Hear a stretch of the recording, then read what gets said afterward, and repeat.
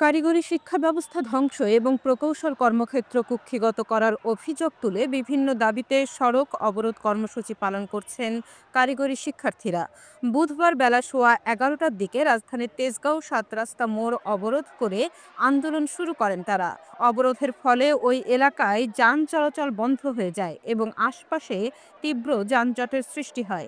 এর আগে কারিগরি ছাত্র আন্দোলনের পক্ষ থেকে ঘোষণা দেওয়া হয়েছিল বৃহস্পতিবার সারা দেশের সব পলিটেকনিক ইনস্টিটিউটে একযোগে বিক্ষোভ অবস্থান কর্মসূচি পালন করা হবে।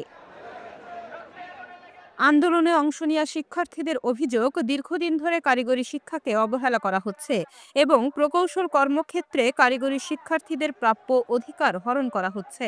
ডিপ্লোমা প্রকৌশলীদের পক্ষ থেকে একটা মিটিংয়ে দেওয়া হয়েছে ৫ জন এবং আমাদের ৫ জনের বিপরীতে ডিসি প্রকৌশলীদের দেওয়া হয়েছে আপনার ১৮ জন।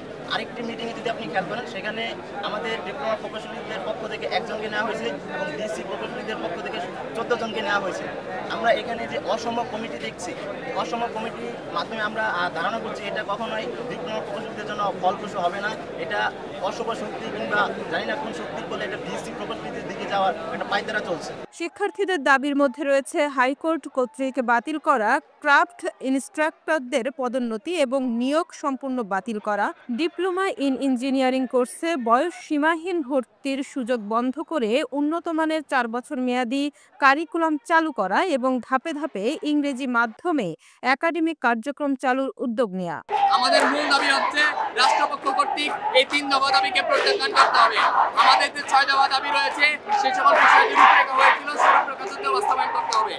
এছাড়াও যে সকল নেতাকর্মী প্রকৌশল অধিকার আন্দোলনে আমাদেরকে হত্যা করার হুমকি দিয়েছে তাদেরকে অনতিবিলম্বে আইনের আওতায় আনতে হবে এবং আমাদের রাষ্ট্রের পরিস্থিতি স্থিতিশীল করার জন্য ওয়ান চ্যানেল এডুকেশন সিস্টেম চালু করতে হবে।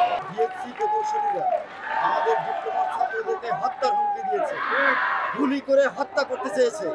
আমি শিক্ষক হিসেবে এটার তীব্র প্রতিবাদ জানাচ্ছি এবং নিন্দা জ্ঞাপন করছি। আমি আরও জানাচ্ছি, বিএসসি ইঞ্জিনিয়াররা যে ৩ দফা অযৌক্তিক দাবি নিয়ে মাঠে নেমেছে, এটা পুরাই অযৌক্তিক। এটা ১৯৭৮ সালে এবং ১৯৯৪ সালে মীমাংসিত ব্যবস্থা। আজকে প্রকাশ্যে এই বর্তমান যুগে যারা ডিপ্লোমা ইঞ্জিনিয়ারদেরকে গুলি করে হত্যা করতে চায়, জবাই করে হত্যা করতে চায়, অবিলম্বে তাদেরকে দৃষ্টান্ত শাস্তিমূলক ব্যবস্থা গ্রহণ করার জন্য আমি সকল শিক্ষকের পক্ষ থেকে বিনীত অনুরোধ জানাচ্ছি। এদিকে শিক্ষার্থীদের আন্দোলনের কারণে ৭ রাস্তা মোড় ও আশপাশে যান চলাচল মারাত্মকভাবে ব্যাহত হচ্ছে। এ কারণে অনেক যাত্রীকে হেঁটে গন্তব্যে ফিরতে দেখা যায়।